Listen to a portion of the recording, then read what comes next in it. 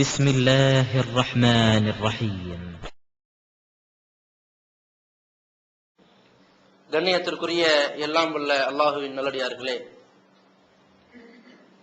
அல்லாஹு ரப்புல் ஆலமீன் இந்த உலகத்திலே தன்னுடைய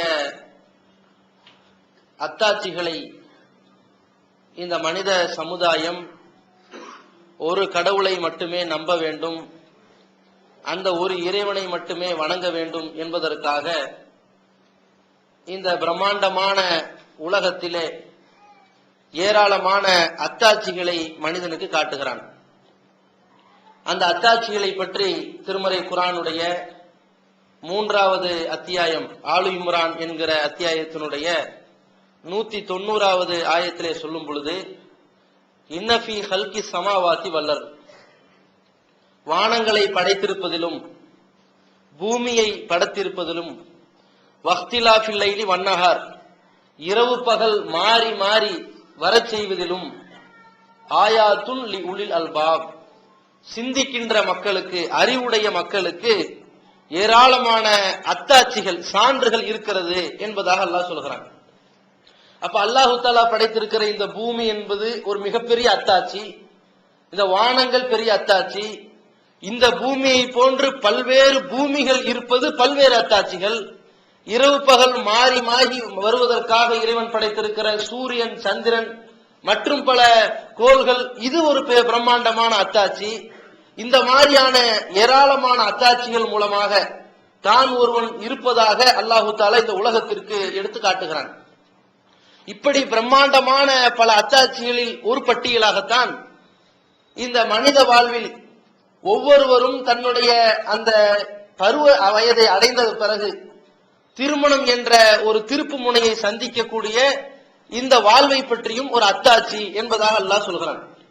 திருக்குர்ஆனுடைய ரூம் என்கின்ற 30வது அத்தியாயத்துல 21வது ஆயத்திலே சொல்லும் பொழுது, வமின் ஆயாத்திஹி அன் கலக்கலக்கும் மின் அன்புசிக்கும் அஸ்வாஜன் லி தஸ்குனு இலைஹா, நீங்கள் நிம்மதியாக இருக்க வேண்டும் என்பதற்காக உங்களிடம் இருந்தே உங்களுக்கு ஒரு ஜோடியை ஏற்படுத்தி, வஜஅல பைனக்கும் மவத்தத்தம் வரஹ்மா, உங்களுக்கு இடையில் அன்பையும் ஒரு நெருக்கத்தையும் ஒரு பாசத்தையும் ஏற்படுத்தி இருப்பது அவனுடைய அத்தாட்சிகளாக இருக்கிறது.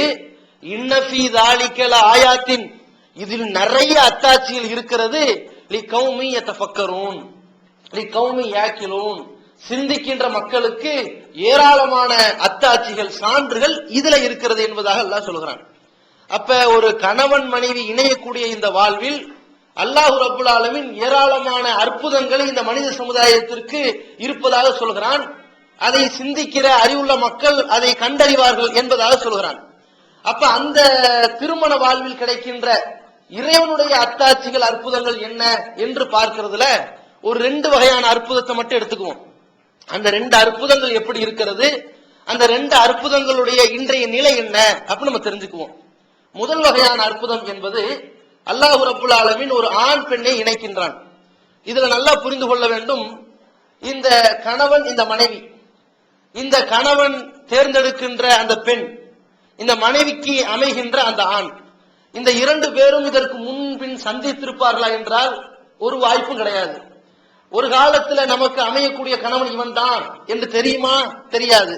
நம்முடைய கணவன் இந்த மொழி பேசக்கூடியவர் இருப்பாரு, இந்த ஊரை சார்ந்தவரா இருப்பாரு, இந்த நாட்டை சார்ந்தவரா இருப்பாரு, இந்த தெருவை சார்ந்தவரா இருப்பாருன்னு இந்த பெண்ணுக்கு தெரியுமா? ஒண்ணும் தெரியாது. இந்த கணவனுக்கு தனக்கு அமையக்கூடிய மனைவி யாருன்னு தெரியுமா? தெரியாது. எப்படி வரப்போறாங்கன்னு தெரியுமா? தெரியாது. இந்த மனைவிக்கு என்ன பிடிக்கும், என்ன பிடிக்காது, என்ன சுபாவம் கொண்டவள், எந்த குடும்பத்தில் இருப்பவள், ஒண்ணும் தெரியாது. அதே மாதிரி இந்த மனைவிக்கும் அந்த கணவனை பற்றி ஒண்ணும் தெரியாது. அறிமுகம் இல்லாத 2 பேர். இதே நேரத்துல இவர்கள் இருவரும் இணைந்து கணவன் மனைவியாக மாறுகிறார்கள். அல்லாஹ் ரப்புல் ஆலமீன் சொல்கிறான், இந்த 2 பேரும் இணைந்த பிறகு வஜஅல பைனக்கும் மவத்தத்தம் வரஹ்மா, உங்கள் 2 பேருக்கும் இடையில் அன்பு பாசத்தை ஏற்படுத்தினோமே, இதுல பெரிய அற்புதம் இருக்கிறது என்பதாக அல்லாஹ் சொல்கிறான். நன்றாக யோசித்து பார்க்க வேண்டும். இன்றைக்கு ஒரு ஆண் பெண் தொடர்பு என்பது பல உறவு முறைகள்ல வரும். தாய்க்கும் மகனுக்கும் இடையில் பாசம் வருகிறது, அன்பு வருகிறது, நேசம் வருகிறது, ஒரு இணக்கம் வருகிறது. எதனால் வருகிறது? காரணத்தோடு வருகிறது. இந்த தாய் நம்மை பற்றும் 10 மாசம் சுமந்தால், 2 ஆண்டுகள் பாலூட்டினால், அவள் பெற்றெடுத்ததால் இவளுக்கு பிள்ளை என்பதால் இந்த தாய் என்ற பெண்ணுக்கும் பிள்ளை என்ற ஆணுக்கும் இடையில் பாசம் வருகிறது. ஒரு தகப்பனுக்கும் மகளுக்கும் இடையில் வந்த பாசம், இவர் நம்மை பெற்றெடுத்தவர் தகப்பனார், நம்மை சீராட்டி பாராட்டி வளர்த்தி உருவாக்கியவர் என்ற காரணத்தினால் வருகிறது. ஒரு அண்ணன் தங்கைக்கு இடையில் இருக்கின்ற ஒரு பாசம் எதனால்? இவள் நம்மோடு பிறந்திருக்கிறாள் என்ற காரணத்தினால். அப்ப இந்த பாசங்கள் கூட இந்த தாய்க்கு பிறக்கின்ற இந்த ஆண் மகன், இந்த பெற்றோர் பிள்ளை என்ற பாசம் கூட நீடிச்சு நிலைக்கிறதா என்று கேட்டால் அது ஒரு கேள்விக்குறியா இருக்கிறது. இந்த தகப்பனார் தன் மகளுக்கு வைத்திருக்கிற பாசம் கூட நீடிச்சு வருதா என்றால் கேள்விக்குறியா இருக்கிறது. திருமணம் கட்டி கொடுத்த பிறகு கேள்விக்குறி வந்துருது, பதில் கிடைச்சிருது, இதோட முடிஞ்சு போச்சு பாசம். அண்ணன் தங்கச்சி கடையில் இருக்கின்ற அந்த பாசம் எது வரைக்கும் நிக்குது? திருமணம் வரைக்கும். திருமணத்துக்கு பிறகு ஒரு 2வது நிலையா வந்துருது. ஆனால் ஒன்றும் அறியாத, அறிமுகம் இல்லாத, சொந்த பந்தம் தெரியாத, எங்கிருந்து எப்படி உருவாகிறாங்களோ இந்த ஒரு பெண்ணும் அந்த ஒரு ஆணும் ஏதோ சமுதாயம் அங்கீகாரம் செய்து மார்க்க அடிப்படையிலே திருமணம் என்ற ஒரு வாழ்க்கை ஒப்பந்தத்துக்கு பிறகு 2 பேரும் சேர்ந்துடுறாங்க. சேர்ந்ததற்கு பிறகு இவர்களுக்கு இடையில் ஏற்படுகின்ற அன்பு பாசம் எப்படி இருக்குன்னு பாருங்க. இவர்களுக்கு இடையில், இவங்க ஆண் பெண் தானே, இவர்களுடைய சேர்க்கை செயற்கையா தான் இருக்குது. சமுதாயத்துல திருமணம்னு பண்ணி வச்சதுதான். ஆனால் இவர்களுக்கு இடையில் இருக்கின்ற அன்புல, பாசத்துல, விட்டு கொடுக்கிற மனோபக்குவத்துல இது நீடிச்சு வருகின்ற பாசமாக இருக்கின்றது, நீடிச்சு வருகின்ற அன்பு பாலமாக இருக்கின்றது. எந்த அளவுக்குன்னு சொன்னா, இவர்கள் அன்போடு பாசத்தோடு வாழ்ந்து கொண்டே வருகிறார்கள். அந்த அற்புதம், அல்லாஹ்வுடைய அற்புதம் அங்கே நிகழ்ந்து கொண்டே வருகிறது. இவர்களுக்கு ஒரு பிள்ளை பிறக்கிறது. அந்த பிள்ளை பிறந்த நேரத்திலும் இவர்கள் இருக்கிற அன்பு காணல, பிரிஞ்சு போகல, எந்த வகையான ஒரு மாற்றம் தெரியல, அன்பு தொடருது. இந்த பிள்ளைய உருவாக்கி அவருக்கு திருமணம் முடிச்சு அந்த பிள்ளைகள்ட்ட இருந்து பேர பிள்ளைகள்லாம் இவங்க எடுக்கும் பொழுதும் இவர்கள்ட்ட பிரிவு வரல.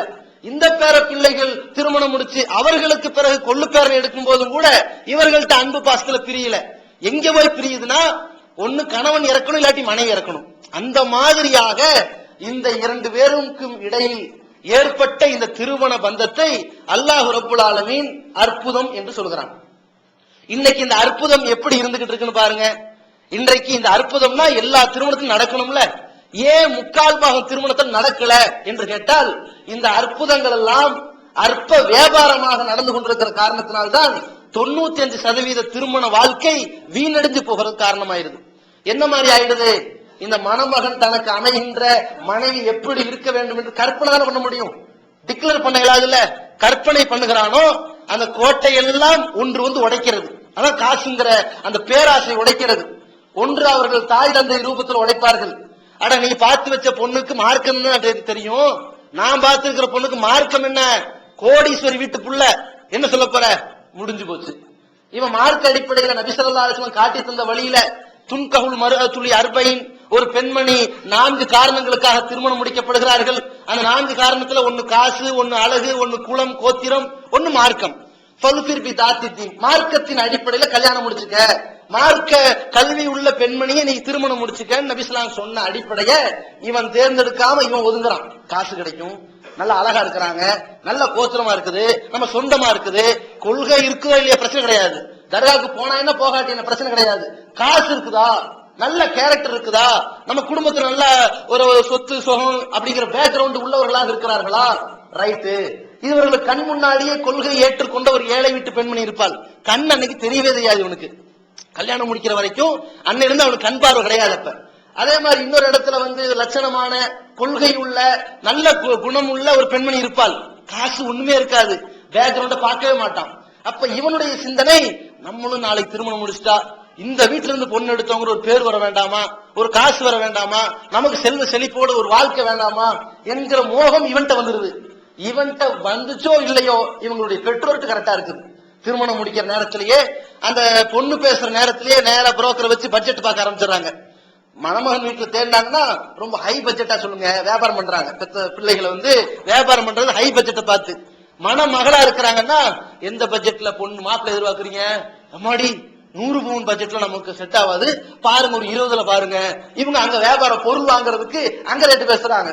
இவங்க என்ன பண்றாங்க, இங்க ஜாஸ்தி கிடைக்கும், ஆனா கண்ணியமா பிச்சை எடுக்கணும்ல, அதுக்காக வேண்டி இந்த மாதிரி தேடி போய் திருமணத்தை பேசும் பொழுது அந்த திருமண நேரத்துக்கு பேச்சுவார்த்தை நடத்துறதுக்கு வீட்டுக்கு போயிடுறது. வீட்டுக்கு போகும்போது ஒரு கணக்கு போட்டுருவாங்க. இந்த இடம் சொந்த இடமா, இந்த வீடு சொந்த வீடா, பக்கத்துல ஒரு காலி இடம் இருக்குது, இந்த வீட்டுக்காரங்களுக்கு தானா, ரைட்டு, நிறைய கிடைக்கும். எல்லா கற்பனை உலகத்துல உள்ள போய் உட்கார்ந்தால் இவர்களுடைய வாழ்க்கை இவன் எதிர்பார்த்த அந்த மனைவி அமையல, மார்க்க கொள்கை பிடிப்புள்ள பெண் அமையல, காசை அடிப்படையாக வச்சு உள்ளே போனார்கள். இவர்களுடைய வாழ்க்கையில் இந்த அற்புதம் நிகழுமா, இந்த பந்தம் தொடருமா? நடக்கவே நடக்காது. ஏன்னா காசு விஷயத்துல பொறுத்த வரைக்கும் ஒருத்தனை விட ஒருத்தன் பணக்காரனா தான் உள்ள உலகத்துல இருக்கிறான், அல்ல அப்படி படைச்சிருக்கிறான். இந்த 2 பெண்மணி இருக்கிறாங்கன்னா அந்த 2 பெண்ணை முதல் வீட்டுல ஒரு பெண்ணை கட்டி கொடுக்கும் போது அள்ளி கொடுத்திருப்பான்.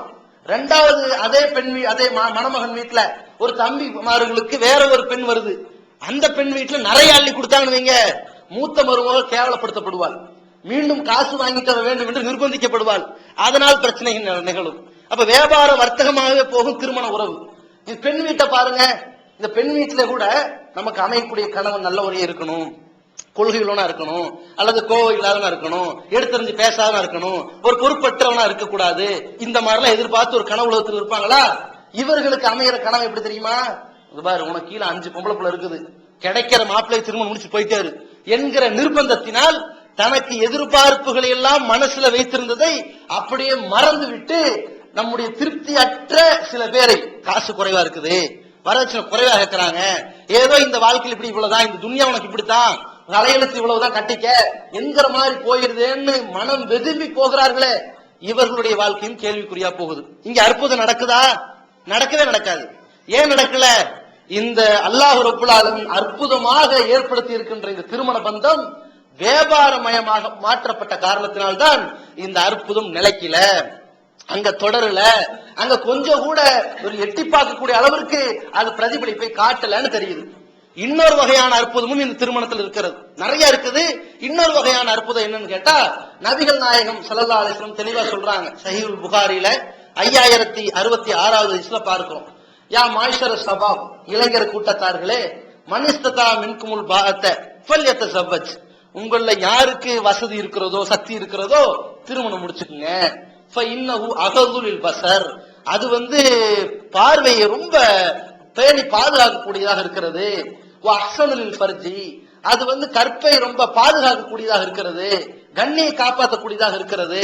அதனால் நீங்க திருமணம் முடிச்சுக்குங்க என்று சொன்னார்கள். இதான் முக்கியமான விஷயமே. திருமணத்தினால் ஏற்படக்கூடிய இன்னொரு வகையான அற்புதம், திருமணத்திற்கு முன்னாடி இவன் தாந்தோண்டியாக திரிந்தாலும், பொறுப்பற்றவனாக நடந்தாலும், தன்னுடைய பார்வைகளை பலதரப்பட்ட இடத்துல பார்த்தாலும், தன்னுடைய பேச்சுகள்ல, பார்வைகள்ல, செயல்பாடுகள்ல எல்லாம் ஒரு ஒழுங்கற்ற நிலையில் இருந்தாலும், நான் ஒரு காலத்துல பேசுவாங்கல்ல, காலகாலத்துக்கு கல்யாணம் பண்ணுவீங்க எல்லாம் சரியா போயிரும், அப்படி ஏன் சொல்லுவாங்க? எதுக்கு சொல்றாங்க? இவனிடத்தில் ஏற்படுகின்ற ஒரு பார்வை கட்டுப்பாடு, ஒரு கண்ணியம் கட்டுப்பாடு, ஒரு கற்பொழுக்கம், இதெல்லாம் அவனுக்கு ஏற்பட ஆரம்பிச்சிடும்.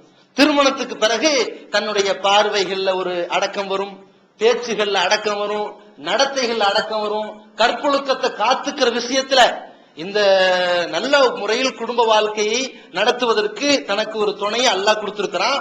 மனைவியை கொடுத்த பிறகு நம்ம விபச்சாரங்கிற மானக்கேடுக்கு போயிடக்கூடாது, கேடுகட்ட செயலை செஞ்சிடக்கூடாதுங்கிற அந்த உள்ளுணர்வு, அந்த இறையற்ற தூண்டுதல் சாதாரண உனக்கு ஏற்பட்டு போயிடும். அப்ப அந்த மாதிரியாக இவனை ஒரு நல்ல புனிதனாக மாற்றக்கூடிய ஒரு வாய்ப்பு இந்த திருமணத்தை ஏற்படுத்துது. அல்லாஹ் ரப்புல் ஆலமீன் இந்த ஒரு பெண்ணுடைய அந்த துணைவி, அந்த துணை வாழ்க்கையின் மூலமாக அல்லாஹு தஆலா இந்த அற்புதத்தை நிகழ்த்தி காட்டுறான். ஆனால் இந்த அற்புதம் இப்படியா நடந்துகிட்டு இருக்குது இன்னைக்கு சமுதாயத்துல கேட்டா, இந்த அற்புதம் அலங்கோலமாக போய்கிட்டு இருக்கிறது பாக்குறோம். அது எப்படி அலங்கோலமா போய்கிட்டு இருக்குது? ஒரு வகையான ஒரு அற்புதம் அற்பமாக வியாபாரமா போயிருச்சு, இன்னொரு வகையான அற்புதம் நீடிக்காம போன காரணம் அது அலங்கோலமா போயிருச்சு. ஏன் அலங்கோலமா போச்சுன்னா, நபிகள் நாயகம் ஸல்லல்லாஹு அலைஹி வஸல்லம் திருமணம் பண்ணிக்க சொன்னதே விபச்சாரத்திலிருந்து இவனை காப்பாத்துறதுக்கு தான், தன்னுடைய பார்வையை கட்டுப்படுத்துறதுக்கு தான். இதுதான் ஒவ்வொரு மனிதனையும் பரிசுத்தப்படுத்தக்கூடிய செயலாக இருக்கிறது. அல்லாஹ் தஆலா சூரா நூர் என்ற அத்தியாயத்துல 24வது சூறாவுல 13வது ஆயத்துல என்ன சொல்றான்? குல்லில் மூமினின், மூமினான ஆண்களுக்கு சொல்லுங்கள், யகுல்லு மின் அப்சாரிஹிம், பார்வையை தாழ்த்திக்கட்டும், வயஹ்ஃபது ஃபுரூஜஹும், தங்கள் கற்பை பேணி பாதுகாக்கட்டும், ஸாலிக அஸ்காலுஹும், இதுதான் அவர்களுக்கு ரொம்ப பரிசுத்தம்ங்கற அல்லாஹ். அதேதான் பெண்களுக்கும் சொல்றான். அப்ப ரொம்ப பரிசுத்தமான வாழ்க்கையை தேடக்கூடிய ஒரு மிகப்பெரிய கட்டுப்பாடை ஏற்படுத்தக்கூடிய ஒரு அற்புதமான திருமண வாழ்க்கை சில பேருடைய வாழ்க்கையில் ஏன் அலங்கோலமா போகுதுன்னு கேட்டா, திருமணம் என்பது இவனை கற்பொழுக்கம் உள்ளவனாக ஆக்கிறது திருமணம். ஆனா இன்றைக்கு தன்னுடைய துணைமார்களை மனைவிமார்களை தேர்ந்தெடுக்கக்கூடிய இளைஞர்கள் எப்படி போய்கிட்டு இருக்கிறாங்க? வெளிவந்து விட்டது தவறான வாதங்களும் தக்க பதில்களும். சகோதரர் PJ அவர்கள் உரையாற்றிய ரமலான் மாத தொடர் சொற்பொழிவு. மறைவான ஞானம் அல்லாஹ்வை தவிர வேறு யாருக்கும் உண்டா? சத்தியம் எது, அசத்தியம் எது? இறந்தவர்களால் செவியேற்க முடியுமா? நபிமார்களுக்கு இறைவன் வழங்கியது என்று வேறு ஏதும் மறைவான ஞானங்கள் உண்டா? தர்கா தரீகா வழிபாடுகள் சரியா? மனிதன் கடவுளாகி விட முடியுமா? தவறான கொள்கையில் இருப்பவர்களின் வாதங்களுக்கு குர்ஆன் ஹதீஸ் அடிப்படையில் அடுக்கடுக்கான தெளிவான சான்றுகளுடன் தக்க பதில்கள் 5 டிவிடிக்களாக விலை ரூபாய் 150 மட்டுமே. கிடைக்கும் இடம் TNTJ வீடியோ விஷன், நம்பர் 30, அரண்மனைக்காரன் தெரு, மண்ணடி, சென்னை 1. செல் 9500168989. TNTJ வீடியோ விஷனின் புதிய வெளியீடு.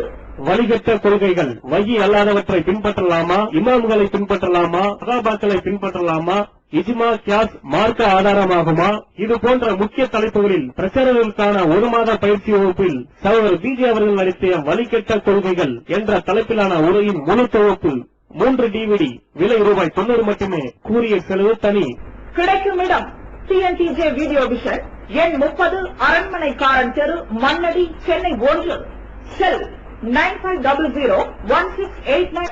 தன்னுடைய கணவன் மார்பிகளை வாழ்க்கை துணையை தேர்ந்தெடுக்கக்கூடிய பெண்கள் எப்படி போய்கிட்டு இருக்கிறாங்க கேட்டா, இன்றைக்கு சமீப காலங்களாக இந்த காதல்ங்கிற பேர்ல இந்த அரசாங்கம் இந்த பொதுவாக இந்த நாட்டில் சமுதாய சீரழிவை கிளப்பிட வேண்டும் என்பதற்காகவும் அந்த சீரழிவின் மூலமாக பல்வேறு வர்த்தகத்தை முன்னேற்றப்படுத்திக் கொள்ள வேண்டும் என்பதற்காகவும் சில லாப நோக்கத்திற்காக நடத்தப்படுகின்ற சில தினங்கள் மாதிரி இந்த காதலர் தினம் வச்சிருக்கிறார்கள்.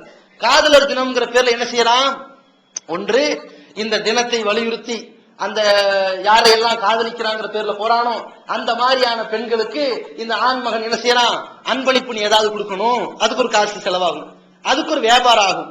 ஏதாவது ஒரு கார்டு அட்டை வழங்கும், வாழ்த்தட்டை, அதுக்கு ஒரு காசு செலவாகும், ஒரு வியாபாரம் ஆகும். இது ஏதாவது SMS-ல அதை அனுப்பணும், அதுக்கு ஒரு காசு செலவாகும். அன்னைக்கு மட்டும் 3 ரூபா ஒரு SMS வச்சிருப்பான், அதுல லட்சக்கணக்கில் கோடிக்கணக்கில் சம்பாதிச்சிருவான். அதுக்கப்புறம் என்ன பண்ணுவான்? போன் பேசி அதை பத்தி பரிமாறிக்கணும், அதுக்கு ஒரு காசு செலவாயிரும். அதுக்கப்புறம் கேக்கு வெட்டி கொண்டாடணும், அதுக்கு ஒரு காசு செலவாயிரும். இதுக்காக வேண்டி பெரிய பெரிய சாக்லேட் வகைகள் வாங்கணும், அதுக்கு ஒரு காசு செலவாகும். இதுக்காக வேண்டி ஒரு பெரிய பார்ட்டி வைக்கணும், மது கடைகளையே கொண்டு வந்து அங்கங்க பீச்ல பார்க்ல அங்கங்க நிறைச்சு கிடப்பாங்க. உலகத்திலேயே இந்தியாவிலேயே வாழ்நாள்ல ஒரு நாள் மதுக்கடை ஓபன் பண்ணப்படாத நாள் தேர்தல் நாள். தேர்தல் நாள் தான் மக்கள் சிந்திச்சு போய் ஓட்டு போடணுங்கிறனால. மற்ற நாள்ல முட்டா பயில இருந்தாலும் பிரச்சனை இல்லை. ஆனால் வாழ்நாள்ல அதிகமாக மது விற்கப்படுகிற நாள்னு பார்த்தோம்னா பிப்ரவரி 14 அளவுக்கு ஆக்கி விட்டாங்க இந்த காதலர் வலியுறுத்தி. அன்னைக்கு பார்ட்டிங்கிற பேர்ல கூத்தாடுகிற கும்மாளம் ஆடுகின்ற மக்களுக்கு இது ஒரு குதூகலமாக இருக்கிறது. குடிநீர் பேர்ல இந்த மது பாட்டில்கள் வியாபாரம், அது ஒரு பக்கம் வர்த்தகம். இப்ப இவ்வளவு பெரிய வர்த்தக முன்னேற்றத்தை உள்ளடக்கி வைத்திருக்கின்ற சமுதாயத்தை சாக்கடைக்கு தள்ளக்கூடிய இந்த வேலையை தேர்ந்தெடுத்து திருமணத்தை எதிர்பார்க்கி போறானே, இவன் திருமணம் அற்புதமா இருக்காது, அலங்கோலமாகத்தான் போகும்.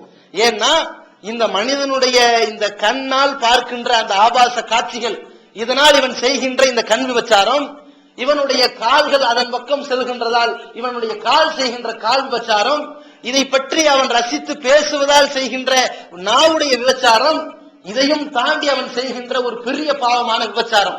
இவ்வளவு பெரிய விபச்சாரத்தை விட்டு இவனை காப்பாற்றுறதுக்கு தான் திருமணம். ஆனால் இந்த திருமணத்திற்கு பிறகு இவன் கண்ணியம் உள்ளவனாக மாற வேண்டும் என்று இஸ்லாம் சொன்ன சட்டத்தை இவன் திருமணத்துக்கு முன்னாடியே இதை செய்யலாம்ங்கிற பேர்ல இந்த காதலர் தினம்ங்கிற பேர்ல கற்பு கொள்ளையர் தினம்னு செஞ்சுக்கிட்டு இருக்கிறார்கள். இதற்காக வேண்டி அந்த பெண்ணை தேர்ந்தெடுத்து அவருடைய வாழ்க்கையை நாசமாக்கி இவர்களை பெற்றெடுத்த தாய் தகப்பனாருடைய பேரை கெடுத்து திடீர்னு வீட்டுல போய் நான் இவனெல்லாம் கட்டிக்க மாட்டேன், நான் அவனைத்தான் கட்டிக்குவேன்னு சொல்லி அந்த பெண் பேசி வீட்டுல சம்மதிக்கிறேங்கிற பேர்ல அந்த பிள்ளைகள் தூக்கு போட்டு தற்கொலை பண்ணி, இப்படிப்பட்ட ஒரு சாவு ஒரு பக்கம். இந்த பிள்ளைகள் திடீரென்று வீட்டுல காணாம போய் நடுத்தூர்ல பெற்றோர்கள் நின்று ஊர் மக்கள்கிட்ட கேவலப்பட்டதுக்காக வேண்டி பெற்றோர்கள் தற்கொலை பண்ற ஒரு பக்கம். இதெல்லாம் தாண்டி திடீர்னு கூட்டிட்டு போனவன் என்ன பண்றான்? பொதுவா அவன் திருமணம்ங்கிற வாழ்க்கைக்கு பிறகு மக்கள்கிட்ட இந்த பெண்ணை இன்னார் திருமணம் முடிச்சிருக்கிறான்னு அங்கீகாரம் பெற்ற பிறகு தப்பு செய்யறதுக்கு பயப்படுவான்.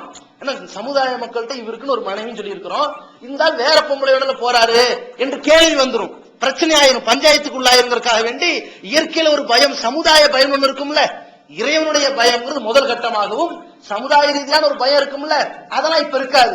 ஏன்னு கேட்டா இவனுக்கு பார்ப்பான், இது இந்த பெண் நல்லா இருக்கிறா, திருமணம் முடிச்சுக்கலாம் நினைச்சுக்கிட்டு இந்த பெண்ணோட கொஞ்ச நாள் வாழ்வான். அதுக்கப்புறம் தேவையில்லை விட்டுட்டு இன்னொரு பெண்ணை தேர்ந்தெடுக்க போயிருவான். இப்ப இந்த பெண்ணுடைய வாழ்க்கை என்ன? கல்லூரிக்கு பண்ணக்கூடிய பெண்கள் ஒரு பக்கம் கையில புத்தகத்தை இன்னொரு பக்கம் கருத்தட மாத்திரம் தூக்கிட்டு போற அளவுக்கு இந்த சமுதாய சீரழிந்து நாசமா போறதுக்கு என்ன காரணம்? திருமணத்தை, அந்த வாழ்க்கையை ஒரு அற்புதமாக பயன்படுத்த வேண்டிய கட்டத்தை சிந்திக்க வேண்டிய இளைஞர்கள் அதற்கு முன்னால் விபச்சாரம் என்கின்ற அலங்கோலமாக இந்த வாழ்க்கை துணையை தேர்ந்தெடுக்கின்ற நிலைக்கு போகிறார்கள். அப்ப இந்த விஷயத்தில் நம்ம என்ன யோசித்து பார்க்க வேண்டும் என்றால், நபிகள் நாயகம் ஸல்லல்லாஹு அலைஹி வஸல்லம் நம்ம எப்படி பண்படுத்தி இருக்கிறாங்க. ஏன்னா இந்த காதல் தினங்கிற விஷயத்தை நம்ம சமுதாயத்தில் முக்கால் பாகம் இல்லாவிட்டாலும் கூட நம்ம இளம் தலைமுறையை காப்பாற்ற வேண்டிய ஒரு கடமை நம்ம இருந்துகிட்டு இருக்கிறோம். ஏன்னா பள்ளிக்கூடங்களுக்கு அனுப்புறோம், சக மாணவர்களோட அவங்க படிச்சுக்கிட்டு வராங்க, கல்லூரிக்கு அனுப்புறோம், சக மாணவ மாணவிகளோட படிச்சுக்கிட்டு வராங்க. அப்ப இந்த மாதிரியான இளம் தலைமுறையினர் அதுக்கு பலிகடை ஆயிடக்கூடாதுங்கிற விஷயத்துல நம்ம எச்சரிக்கையா இருக்கணும். முதல் கட்ட எச்சரிக்கை, நம்ம பிள்ளைகளை உருவாக்க வேண்டிய அக்கறையும் அதுல இருக்கிற கட்டுப்பாடும் அதுல காட்டக்கூடிய கண்காணிப்பு எல்லாம் நம்ம மேலதான் இருக்குது. நபிகள் நாயகம் ஸல்லல்லாஹு அலைஹி வஸல்லம் அவர்கள் சொல்றாங்க, சஹீஹுல் புகாரில 983 பாக்குறோம், குல்லுக்கும் ராயின், உங்கள ஒவ்வொருவரும் பொறுப்பாளிகளாக இருக்கிறீர்கள், குல்லுக்கும் மஸ்ஊலுன் அன் ரஇயத்திஹி, தனக்கு கீழ் உள்ளவர்களை பற்றி, தன் பொறுப்பின் கீழ் உள்ளவர்களை பற்றி நீங்கள் ஒவ்வொருவரும் விசாரிக்கப்படுவீர்கள். நாளைக்கு மறுமை நாள் வந்தவுடனே அல்லாஹ்வின் முன்னிலையில எடுத்து நிக்க வைக்கப்பட்ட உடனேயே நான் என்னுடைய பிள்ளைகளை எப்படி உருவாக்கினேன், என்னுடைய பிள்ளைகளை எந்த மாதிரி வளர்த்தி இருக்கிறேன், எந்த மாதிரி உருவாக்கி ஆளா இருக்கிறேன் சொல்லி கேள்விக்கு அனைவரும் பதில் சொல்லணுங்கிற ஒரு நிலை இருக்கிறது. அந்த மாதிரியான பதிலுக்கு பயந்து நாம் இந்த உலகத்துல வாழும் பொழுது நம்ம பிள்ளைகள் கண்ணியம் உள்ளவர்களாக வாழ்ந்துட்டாங்க, நம்ம வாழ்ந்து இறக்குற வரைக்கும் கண்ணியம் உள்ளவர்களாகவே இருந்தாங்க, ரொம்ப ஒழுக்கமானவர்களாக நம்ம உருவாக்கி இருக்கிறோம்ங்கிற எண்ணத்துலதான் நம்ம வாழ்ந்துட்டு போகணும். அந்த அளவுக்கு நம்முடைய பிள்ளைகள் செல்போன்கள் எப்படி பயன்படுத்துறாங்க, எந்த மாதிரியான பயன்பாடுகள் இருக்குது, நம்ம பெண் பிள்ளைகளுக்கு அதை வாங்கி தரலாமா, தனிமையில் அந்த பெண்களை விடலாமா, இதுக்காக வேண்டி வெளியூருக்கு போறேன், சுற்றுலாவுக்கு போறேன், ஊர் சுத்த போறேன், ஃப்ரெண்டு வீட்டுக்கு போறேன்னு போறாங்களே, அது சரியா போறாங்களா? ஸ்பெஷல் கிளாஸ் பேர் வைக்கிறாங்களே, ஸ்பெஷல் கிளாஸ் நடக்குதா? காலையில இத்தனை மணிக்கு போய் இத்தனை மணிக்கு ரிட்டர்ன் வரைங்கிறாங்களே, ஏன் அரை மணி நேரம் லேட் ஆச்சு? நம்மளா கூட்டு போய் விட்டா என்ன? ஏன் திடீர்னு தாமதமா வராங்க? திடீர்னு ஒரு நாள் லைட் ஸ்பெஷல் கிளாஸ் 10 மணிக்கு ஏன் வராங்க? திடீர்னு ஒரு நாள் எனக்கு ஞாயிற்றுக்கிழமை ஃப்ரெண்டு வீட்டுல ஒரு நிகழ்ச்சி இருக்குன்னு போறாங்க, அது என்ன நிகழ்ச்சி? அது மார்க்கத்துக்கு உட்பட்ட நிகழ்ச்சி தானா? எதனால போறாங்க? ஃப்ரெண்டுங்கிற பேர்ல என்ன பெண்கள்லாம் சேர்றாங்களா, பல ஆண்களும் அதுல சேர்ந்துக்கிறாங்களா, என்ன மாதிரி நடந்துகிட்டு இருக்குன்னு சொல்லி ஒவ்வொரு நடவடிக்கையும், இந்த பெண்மணி தனியா இருந்து ரூம்ல பேசுறாளா, யார்கிட்ட பேசிக்கிட்டு இருக்கிறா, போன் நம்பர்ல யாருடைய நம்பர்களா இருக்குது, இதையெல்லாம் பெற்றோர்கள் கவனிக்கணும். அதே மாதிரி ஆண் பிள்ளைகளா இருந்தாலும் இவருடைய போக்கு எப்படி இருக்குது, பீடி குடிக்கிறான், ஊர் சுத்துறான், சர்வ சாதாரணமாக பொறுப்பற்றவனா நடந்துகிட்டு இருக்கிறான் தெரியும் பொழுது சின்னஞ்சிறு விஷயத்திற்கும் நீங்க அழகான முறையில் உபதேசம் பண்ணி அவங்களை திருத்தி ஒரு சிறந்தவர்களாக உருவாக்க வேண்டிய பண்பு பெற்றோர்கள்ட்ட இருந்துகிட்டே இருக்கணும். ஏன்னா அல்லாஹ் ரப்புல் ஆலமீன் ஒவ்வொருத்தனையும் தன்னை நரகத்திலிருந்து காப்பாத்தீங்கன்னு சொல்வதோடு அம்புசக்கும், உங்களையும் காப்பாத்திக்கீங்க, அகலிக்கும் நாரா, உங்க குடும்பத்தார்களையும் நரகத்திலிருந்து காப்பாத்திக்கீங்க, அலைஹா சில மலாயிக்கத்துன் விலாலுன் சிதாதுன், அந்த நரகம்னு தள்ளப்பட்ட உடனேயே அங்க யாரும் வருத்தப்பட்டு நிக்கவே மாட்டாங்க. ஏன்னு சொன்னா அந்த நரக நெருப்பு என்பது வகூது ஹன்னாசுல் ஹிஜாரா, கற்களையும் மனிதர்களைத்தான் அல்ல சேர்த்து போட்டு எரிக்கிறான். பொதுவா ஒரு விறகு எரிக்கிறதுக்கு குறைவான தீ போதுமானது, அதை தாண்டிலும் ஒரு இரும்பை எரிப்பதற்கு அதை விட அதிகமான சென்டிகிரேட்ல ஹீட்டை கூட்டணும், அதையும் தாண்டி ஒரு கல்லை எரிக்கிறதுக்கு கடுமையான வெப்பத்தை தாக்கணும்.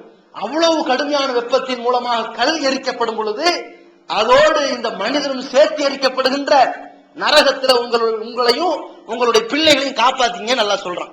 நாளைக்கு அந்த நரகத்துல தள்ளப்பட்ட பிறகு கொப்பளிக்கப்படுகின்ற நேரத்துல, கொதிக்கப்படுகிற தண்ணீர் ஊற்றப்படுகிற நேரத்துல, சீலடைஞ்ச தண்ணீர்கள் தாகத்திற்கு பானமாக நிரப்பப்படுகிற நேரத்துல, கள்ளி செடிகள் முட்செடிகள் எல்லாம் வாயில் போட்டு திணிக்கப்படுகிற நேரத்துல நம்மை பார்த்து வருத்தப்படுவதற்கு யார் நிக்க மாட்டாங்க.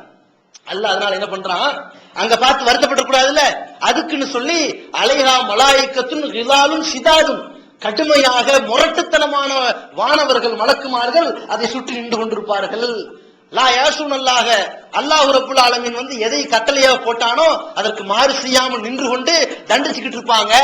அலம் ஏத்திக்கும் நதீர், ஏன்டா இப்படி பாவம் பண்ணீங்க, உங்களுக்கு அச்சமூட்டி எச்சரிக்கை செய்ய யாருமே வரலையா என்றுதான் கேட்டுக்கொண்டிருப்பார்கள் அல்லாஹ். அப்ப அந்த மாதிரியான ஒரு இக்கட்டான ஒரு மாபாதக படுகொலிக்கு நம்முடைய சமுதாயத்தை தள்ளிடக்கூடாது, நம்முடைய பிள்ளைகளை தள்ளிடக்கூடாது. நம்முடைய பிள்ளைகள் ஒரு கொசுவத்தி பத்தும் பொழுது தீக்குச்சி தவறி கையில பட்டாலும் ஓடி போய் என்னன்னு பதறக்கூடிய நாம் நம்முடைய பிள்ளைகள் நரக படுகொலிக்கு போய் கறிக்கட்டைகளால் ஆகிவிடக் கூடாதுங்கிற விஷயத்துல ரொம்ப எச்சரிக்கையோடு இருக்கணும். அப்ப இதையெல்லாம் கவனத்தில் கொண்டு நம்முடைய பிள்ளைகளுடைய இளமை வாழ்க்கைய ரொம்ப கண்ணும் கருத்துமாக உருவாக்க வேண்டும்.